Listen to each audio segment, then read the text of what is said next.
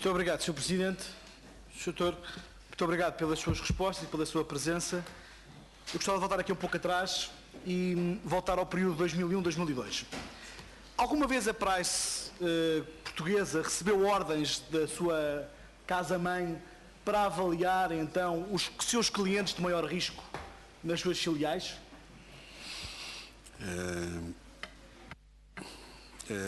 Vamos ver, a PwC não tem casa-mãe e, portanto, isto funciona como somos uma agregação, digamos, de empresas de vários países em rede e, portanto, funcionando em rede, não havendo, digamos, nenhuma casa-mãe. Não somos uma multinacional nem nada que se pareça e, portanto, isso não existe. O que aconteceu em 2001, de acordo com aquilo que é a minha informação, e acontece regularmente, acontece por vezes, é que há uma ação, há uma análise, digamos, mais específica, orientada para clientes que nos nossos indicadores de análise de risco associado têm valores mais altos. E, portanto, qualquer cliente que tenha um nível de... isto porquê? Porque há uma escala, digamos, que resulta do conjunto de perguntas que são formuladas e dessa escala resulta, digamos, um determinado montante, um determinado valor, e se esse valor for elevado, digamos, automaticamente obriga a cuidados especiais de análise desse mesmo cliente, tendo em conta, digamos, que tem associado níveis de riscos e pode, inclusive, levar a que digamos, o nível que resulta desta avaliação de risco já à partida determine que não deve ser aceito como cliente. Portanto, o BES seria um cliente persona pouco grata para a Price, tendo em conta esses estándares? O BES era um cliente que tinha um nível de risco significativo de acordo com a nossa análise. Não era um cliente persona não grata. Ok. O Sr. disse há pouco aqui que teve uma reunião no dia 29 de julho com a KPMG para passar a pasta, penso que é uma norma habitual na auditoria, das regras da auditoria internacional e de prática comum entre as empresas, e terá tido também uma reunião com o Banco de Portugal e com a CMVM de dia 22 de fevereiro, mais ou menos, como explicou. Haverá uma carta até sobre isso. Foi dada nota dessas preocupações, quer ao Banco de Portugal, quer à CMVM, então, ou essa reunião foi apenas para falar dos tais ênfases? Desculpa. As reuniões, ficou primeiro a reunião com a KPMG... Falou nisso na sua intervenção inicial, KPMG, Banco de Portugal e CMVM. Bom, a reunião dia 29 com a KPMG, volto a referir, teve como objetivo dar a conhecer um conjunto de situações que nós entendíamos que podia ser pertinente para a KPMG no sentido da aceitação ou não do cliente, como cliente da auditoria. As reuniões com o Banco de Portugal e com a CMVM foram especificamente para discutir a questão das entidades, dos créditos concedidos a entidades não residentes. E, portanto, nós nessa altura tínhamos suspeitas de que, de facto, elas não configuravam verdadeiros empréstimos, mas sim investimentos do próprio banco, o que levaria a um ajustamento significativo das contas do banco e, portanto, estávamos perante uma situação que era uma situação complicada do ponto de vista até para o próprio banco em termos de rácios e por aí fora, não é? E, portanto, as discussões com o Banco de Portugal e com a CMVM, por aquilo que é a informação que nós temos internamente e, portanto, centrou-se tão só nestas matérias. No caso do Banco de Portugal houve também uma outra conversa, mas que teve a ver especificamente com a questão da valorização das ações da PT Multimédia, que deu origem a um ênfase que está expresso na nossa opinião da auditoria e, portanto, que eu tenha conhecimento, com base na informação que nós temos neste momento, foi essas duas reuniões que houve com o Banco de Portugal e, no caso da CMVM, só tenho conhecimento da reunião especificamente para tratar da questão das offshores, do crédito dado a unidades não residentes. Eu pesquisei notícias da época e vi há uma notícia no Público de fevereiro de então que revelava que a Price saía do Banco Espírito Santo por uma rotação normal das empresas da auditoria. E eu faço-lhe duas perguntas. A primeira esse de facto confirma que essa notícia não é verdade e, portanto, havia outras razões além daquelas que a Price terá confirmado à imprensa. Eu percebo isso até por questões de sigilo, e pergunto se alguma vez a CMVM chamou a Price para saber as verdadeiras razões da saída e se havia alguma nota de preocupação. Porque eu também li em várias publicações que na altura a CMVM terá chamado a Price e que a Price não terá revelado nada de substancial. Deixe-me referir o seguinte: tudo aquilo que a PwC à altura entendeu que deveria revelar aos reguladores e que era obrigado a revelar aos reguladores foi divulgado do nosso ponto de vista. Aquilo que não foi divulgado porque entendíamos que não deveria ser divulgado. No caso específico da nossa saída, digamos, como auditores, volto a referir que tal teve a ver, digamos, com aquilo que foi a fricção que se gerou entre as duas partes no ano de 2001, mas que foi um culminar já, digamos, daquilo que eram as dificuldades que se tentavam encontrar em termos de desenvolvimento de trabalho ao longo dos anos. E, de facto, a nossa saída foi uma saída de comum acordo com o próprio banco. Portanto, não escamoteamos nada relativamente a essa matéria. Se isso é resultado dos 10 anos ou não que nós já estávamos, ou seja, do tempo que estávamos se essa fricção também resultava disso, até poderia ser, e portanto não nos chocou, digamos, que o comunicado ao mercado fosse feito dessa forma, com um princípio normal de rotação ao fim de 10 anos, até porque as dificuldades, digamos, que tínhamos vindo a encontrar, não podemos fazer o julgamento de que elas seriam imputáveis ao nosso cliente, até poderiam ser imputáveis a nós, e portanto tal não era, digamos, de qualquer divulgação pública, e entendemos nós que não deveria ser de divulgação pública, não faria qualquer sentido. Para tal teria-se, digamos, que se perceber, digamos, de quem eram os problemas, digamos, que se encontravam no dia-a-dia no desenvolvimento e na obtenção da prova da auditoria. As outras duas matérias que nós consideramos como matéria suficiente para uma potencial resignação, se não tivesse havido mútuo acordo, era a não consolidação das contas da ESI e era a questão da acumulação de funções, digamos, desempenhadas pelo Dr. Ricardo Salgado. Deixe-me interromper. Esses dois pontos deu conhecimento ao Banco de Portugal e à CMVM então, ou não? Não havia razões para dar qualquer conhecimento ao Banco de Portugal dessas duas matérias. Em primeiro lugar, não era qualquer irregularidade, não se tratava de qualquer irregularidade. Inclusivamente, digamos, aquilo que eram as funções do Dr. Ricardo Salgado aparecem expressas no relatório do Corporate Governance, de 2001, primeiro ano em que elas são publicadas, e se permitem, eu leria aqui, digamos, aquilo que eram as funções que nesses relatórios estavam aqui estabelecidas para o Dr. Ricardo Salgado. Presidência do Conselho Diário Financeiro e de Crédito. Presidência do Comitê ALCO, Comitê de Ativos e Passivos. Planeamento, Controle e Contabilidade. Gestão de Ativos, Aprovisionamento e Custos. Departamento de Comunicação, Secretariado-Geral da Administração, Informação de Gestão, e assegura a interligação das atividades do BES com as sociedades BES, COM, SA e Assegur, Empresa de Segurança SA.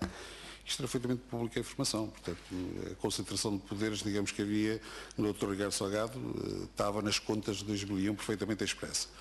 A questão da não consolidação das contas da ESI de facto era uma exigência da nossa parte, mas não tínhamos qualquer irregularidade associada e, portanto, não podíamos fazer qualquer tipo de comunicação de qualquer coisa que não constituía qualquer tipo de irregularidade. Era algo que nós achávamos que era fundamental para o desenvolvimento da nossa atividade e para salvaguardar os nossos riscos de auditor, mas não passava disso.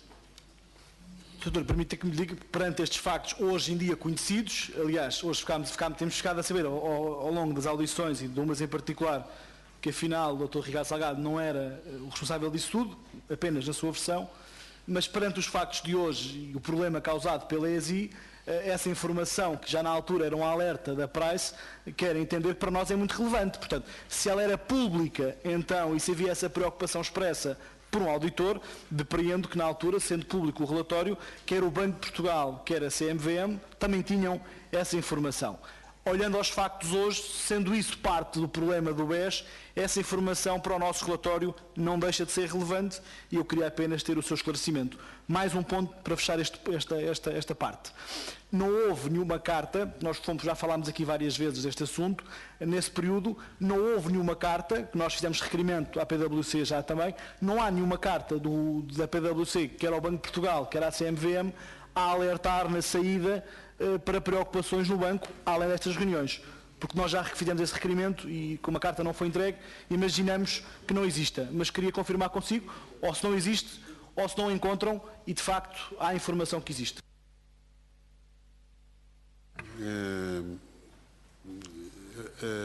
Terá havido, digamos, uma carta de resposta da nossa parte, digamos, um pedido por parte do Banco de Portugal, em que nós não temos no nosso arquivo e, portanto, mas se bem me recordo, não referimos qualquer razão, digamos, para a saída, que era o ato normal, digamos, a rotação de auditores, fazendo então só referência, se não me engano, às reuniões havidas com o Banco de Portugal no processo de finalização das contas de 2001. E, portanto, é a única que eu me recordo que penso que existiu. Mas não temos nos nossos arquivos essa carta. Na altura da passagem de pasta para a KPMG, esses alertas foram dados também, os que já aqui deu. Foram todos dados. Depreendo que hoje, da parte dos vários reguladores e destas auditoras, o que aconteceu ao BES, para mim, a mim não me espanta e, pelos vistos, já tudo era mais ou menos previsto, porque os factos são os mesmos, o que é curioso.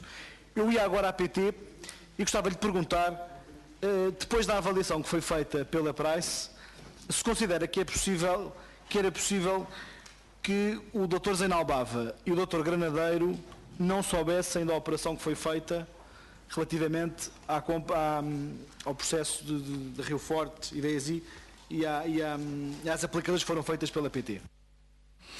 Sr. Deputado, o nosso relatório está em vosso poder e, portanto, as nossas conclusões são aquelas que estão expressas no relatório.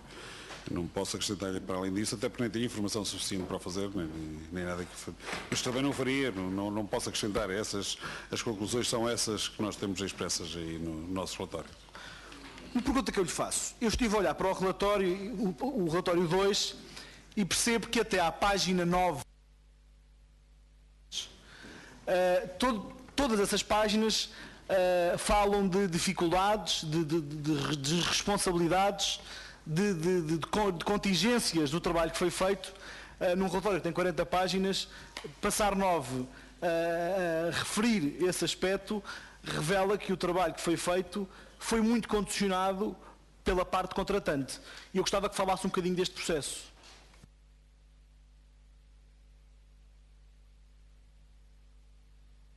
Em 40 páginas, 9 a tirar responsabilidades.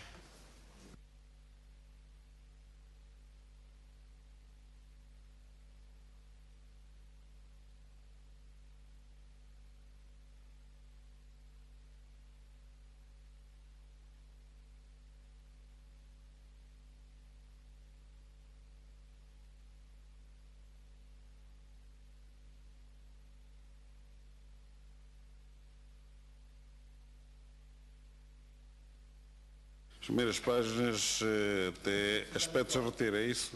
Sumário executivo, antes do sumário executivo. Vamos ver, isto é normal em qualquer trabalho deste género, e deixe-me dizer-se. Por isso é que eu referi há um bocado a diferença entre aquilo que é uma auditoria e aquilo que é outro tipo de trabalhos que muitas vezes no mercado são conhecidos como auditoria e que de facto não tem nada a ver com auditoria no verdadeiro sentido da palavra. Ou seja, quando estamos a falar de auditoria ou revisão legal de contas, nós temos um enquadramento perfeitamente normativo para o desenvolvimento do nosso trabalho. E temos um relatório, sabemos quais são as conclusões que temos que chegar e a prova da auditoria que temos que fazer, está tudo perfeitamente definido relativamente a essa matéria. E, portanto, quando nós emitimos um relatório de auditoria ou um relatório de uma certificação legal de contas, só emitimos porque sabemos que ela está debaixo de todo um conjunto articulado que as pessoas podem entender. Ok? Quando nós fazemos um outro trabalho que não está normalizado do ponto de vista legal, ele tem que ser definido do ponto de vista contratual. E é preciso fazer entender, precisamente um pouco pela questão que nos está a referir, é preciso fazer entender ao leitor da informação as condicionantes que um trabalho deste género, que não é uma auditoria, digamos, que respeite, digamos, as regras, regras legais, que as limitações ou os condicionantes em que este trabalho é feito. E, portanto, este tipo de enquadramento é fundamental para que não haja uma má interpretação dos resultados do nosso trabalho. Sou pena de poder-se entender que, digamos, estamos perante uma situação é uma auditoria que está a correr, como digamos, em termos públicos se falou sempre numa auditoria. Isto não é uma auditoria nos termos, portanto, não há nada na lei que defina o tipo de trabalho que tem que se desenvolver. Não há um relatório tipificado a nível mundial, não há procedimentos tipificados para serem feitos. Portanto, é qualquer coisa que tem que ser desenhado especificamente para o caso. E aquilo que é os objetivos a atingir são acordados entre o contratante e o contratado. E, portanto, daí a necessidade de pôr, digamos, todo um conjunto articulado para que não haja más interpretações das conclusões do relatório. Sr. Doutor, perceba que para esta Comissão de Inquérito é muito importante também compreender o papel e o ambiente em que trabalham as empresas de auditoria. E também é verdade que as várias empresas que aqui trabalharam também nunca vieram, não se têm preocupado, pelo menos, em desmistificar as diferenças entre o trabalho da auditoria, de consultadoria e os outros que são feitos, que eu não sei que nome é que gostava de lhe dar. Mas ficamos com a sensação que nestes casos em concreto há uma espécie de camisa de forças num trabalho que é feito e que é vendido ao público em geral como uma verdadeira auditoria, porque é assim que ela resulta para o comum dos mortais. E, portanto, a questão que gostava de colocar é se sente que estes trabalhos são muito condicionados pela informação que as empresas dão e se, de facto, o papel de contratante é um papel muito importante perante o trabalho que vai ser feito por uma auditora. Eu perguntava-lhe, até lhe foi-se, no caso desta auditoria que foi feita agora com a PT, este trabalho, porque é que foi tão complicado ele vir cá para fora, ao ser disponibilizado, e assistimos pela televisão que a própria CMVM teve que pedir ajuda ao Ministério Público para ter acesso a ele. Muito obrigado. Portanto, eu talvez possa fazer aqui uma análise cronológica, ou apresentar uma análise cronológica desse trabalho, para se perceber, digamos, mais facilmente essas razões.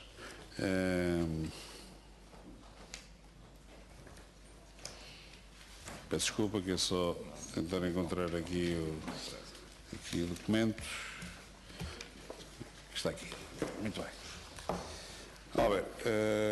Este trabalho envolveu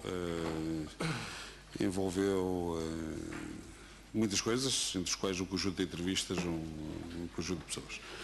A primeira entrevista que foi realizada foi a 14 de agosto. A última entrevista realizada foi a 22 de outubro. O nosso trabalho de campo, efetivamente, ou seja, a recolha de informação para efeitos de elaboração de relatório, só finalizou de facto em 30 de novembro de 2014. Posso ainda referir, digamos, outros nós emitimos 3 relatórios, 3 dos relatórios foram emitidos já com data de 12 de dezembro, e houve um relatório que foi emitido com data de 6 de janeiro. Houve apresentações ao Conselho isto é importante referir outra coisa, que é o seguinte, que é este tipo de relatórios são relatórios em que nós fazemos uma compilação de informação, trabalhamos no fundo de informação que recebemos de várias fontes, não é? E muitas vezes essa informação, desde informação escrita, informação oral, informação de todo o género, digamos, que nos vai chegando, digamos, para poder fazer um trabalho deste género. E é normal, digamos, que seja feito neste tipo de situações, se tal estiver acordado, e estava acordado, apresentar, digamos, as conclusões, um draft, digamos, desse relatório, uma primeira versão desse relatório, no sentido de ver se, inclusivamente, as informações que recebemos, nós não as coligimos de forma adequada. Okay? E, portanto, foi feita, digamos, uma primeira apresentação de uma primeira versão do relatório em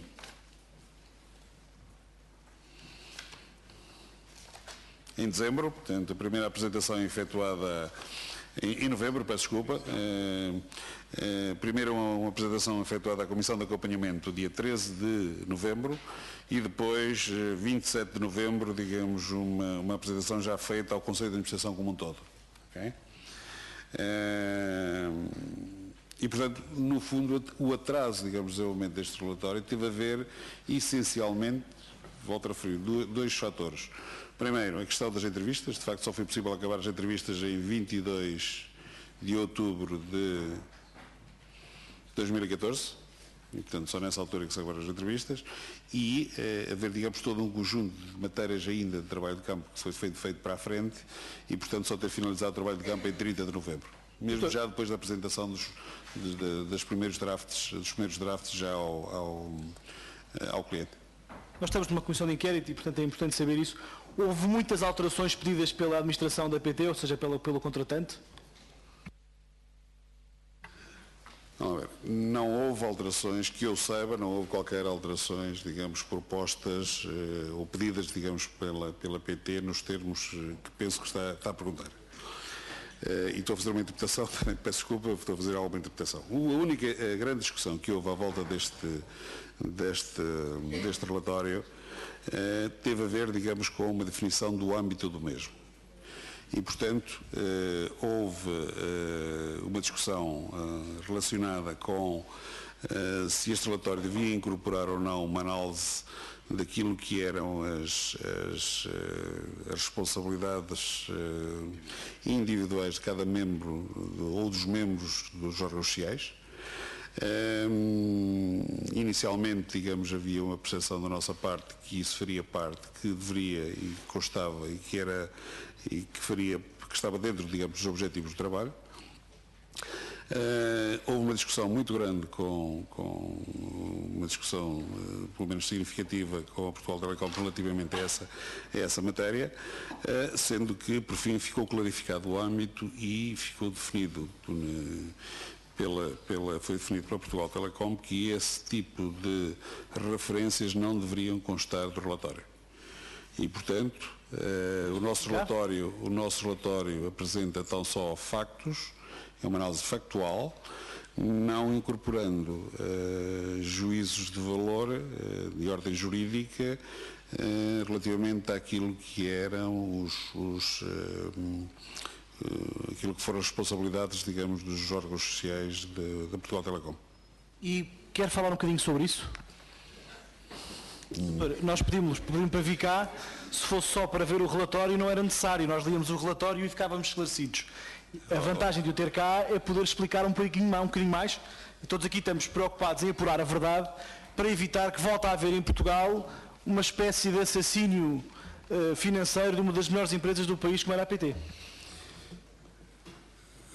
Eu volto a referir o seguinte, e talvez especificar melhor. De facto havia um ponto, digamos, daquilo que era o nosso caderno de encargos para o desenvolvimento de trabalho, cuja interpretação não era clara.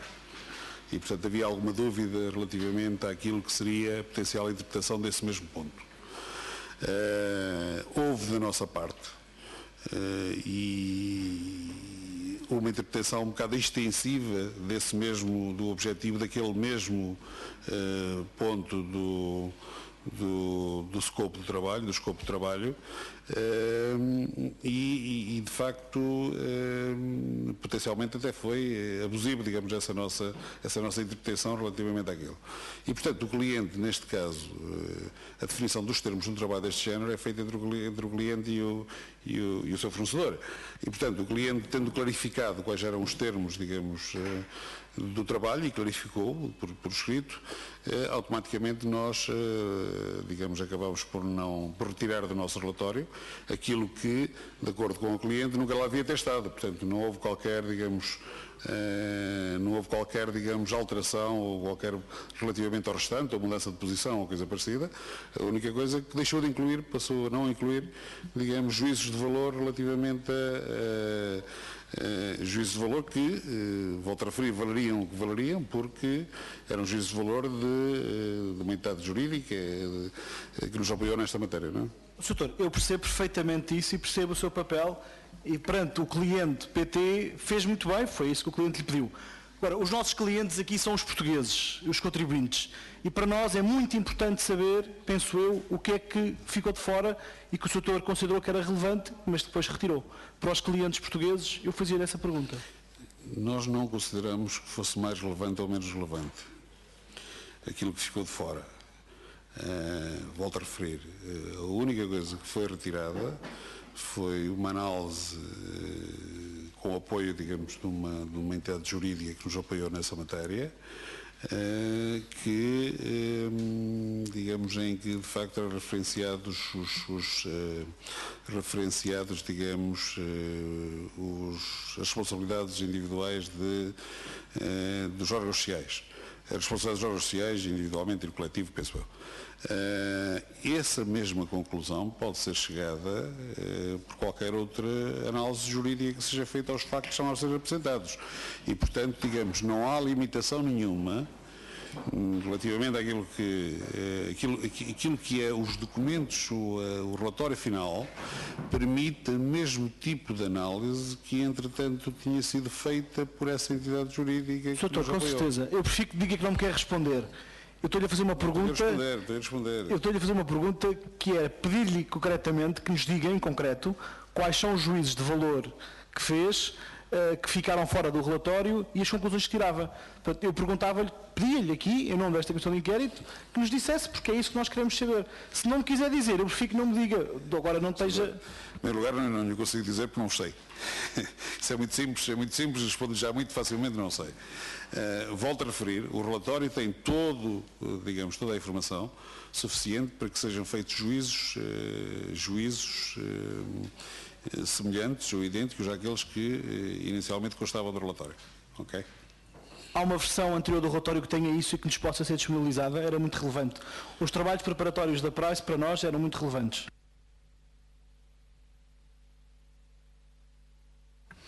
Terá que ser pedido pela Comissão também. Terá que ser pedido pela Comissão e teremos que ver se... Foi pedido as várias versões em requerimentos de partidos diferentes. Os partidos têm feito vários pedidos, entre os quais penso que esse terá sido feito por outro partido já. Mas se não foi, será feito de imediato. Vamos especificar concretamente agora os... Ok, muito bem. Perceba que nós, nesta avaliação que estamos a fazer, precisamos de saber, no caso da PT, quais são os vários níveis de responsabilidade. E das várias pessoas que têm funções nos órgãos sociais, quem é que permitiu que isto acontecesse?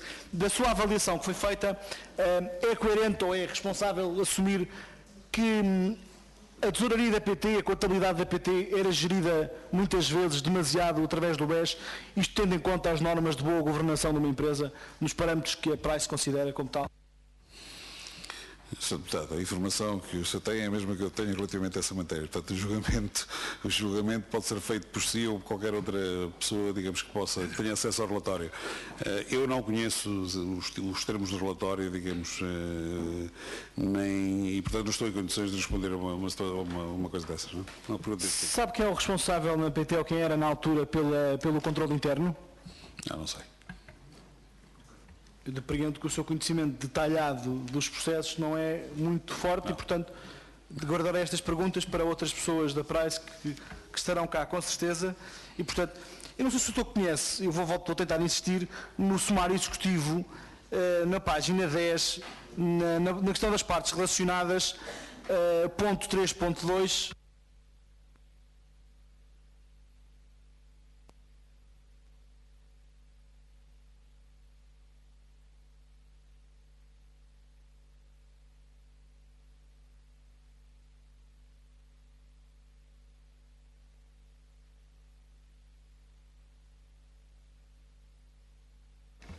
A interpretação que é feita sobre partes relacionadas, quer pela Comissão Executiva, quer pela auditoria interna da PT, é verificada pela Price como não sendo correta.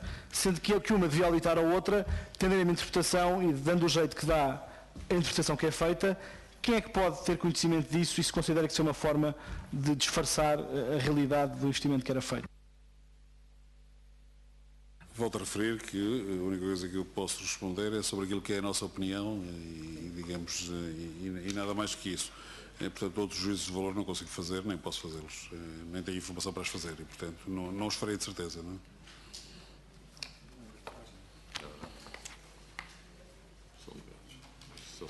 relatório, só um bocadinho. É a parte da Qual é o relatório, Sr. Deputado Eduardo Marques? Nós estamos a ver o 2, não é? É outro relatório. Outro relatório. Mas eu conheço o conteúdo.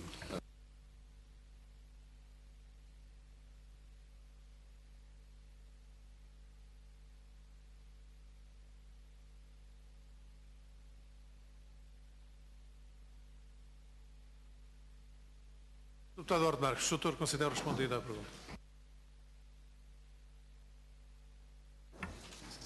Doutor, eu vou procurar fazer-lhe algumas questões que tinha aqui para lhe fazer sobre alguns detalhes, que não me souber responder, agradeço que depois alguém possa responder ou enviar a resposta, mas uma em concreto tem a ver com a observação número 4 do relatório da Price. Sim. Determinado ponto refere: não existe análise de risco e da natureza adequada dos ativos colocados nas carteiras de gestão discricionária, tendo em atenção o perfil de risco dos investidores. Quer-me comentar esta... Peço desculpa, só... É sobre o relatório sobre, neste caso...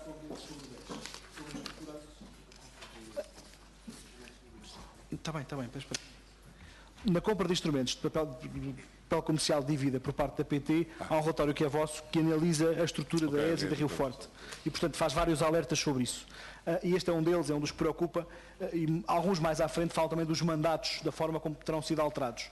E, portanto, eu queria lhe perguntar, se já tivemos aqui essa perspectiva também, de que se aperceberam que os mandatos de menor ou maior risco eram adulterados e alterados, ou então que as pessoas não tinham acesso à informação real sobre os fundos que estavam a subscrever.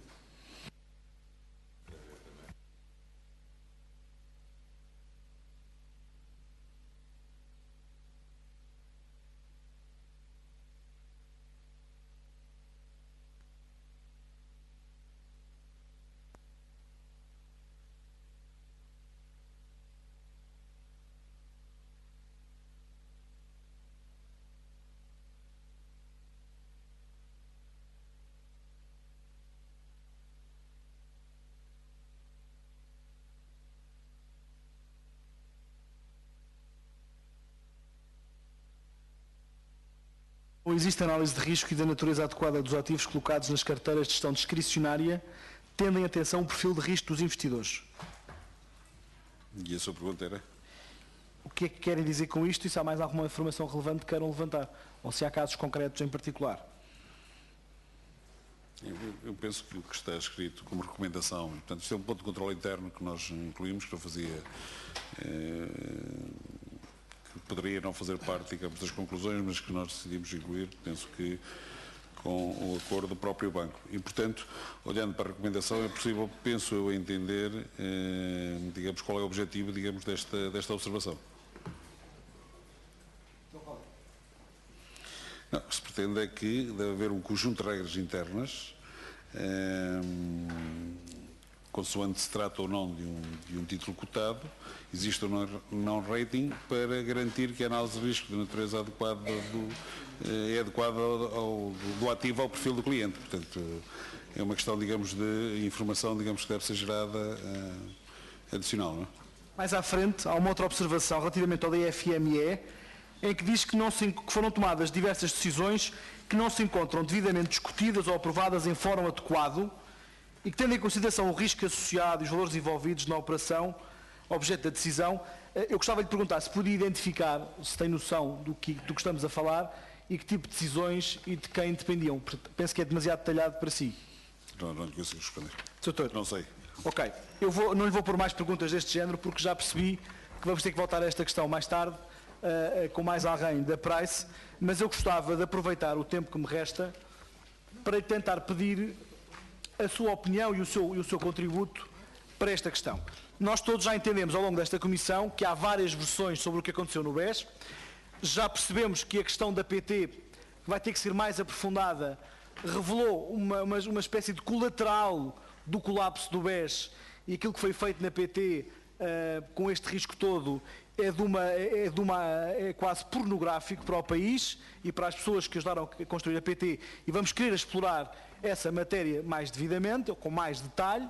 Mas, doutor, olhando para a prática que tem sido levada a cabo pelas consultoras em Portugal, responsáveis pela auditoria, nós ficamos com a sensação, ao longo destas semanas, que de facto ou foram algo coniventes ou não tinham informação de qualidade suficiente para poder fazer os alertas necessários, ou que na maioria das vezes até as partes contratantes não cumpriram aquilo que lhes era sugerido pelas auditoras e pelas consultoras.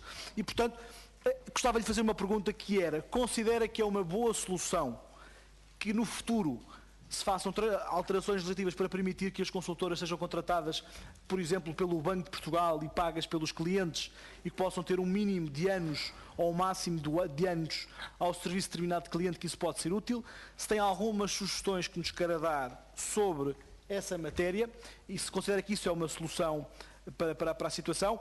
E também, sobre o modelo de governance destas várias instituições, sobretudo dos bancos, nós reparámos várias vezes, do ponto de vista da auditoria, do controle interno e da compliance, que são várias barreiras de controlo e de prevenção para o que pode acontecer, de algumas ilegalidades, de alguns riscos, etc, etc.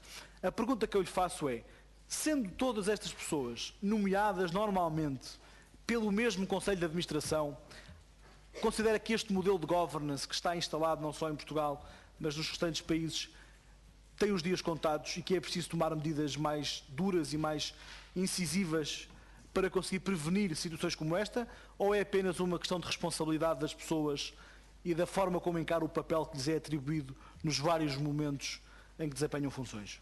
Muito bem. Sr. faz favor.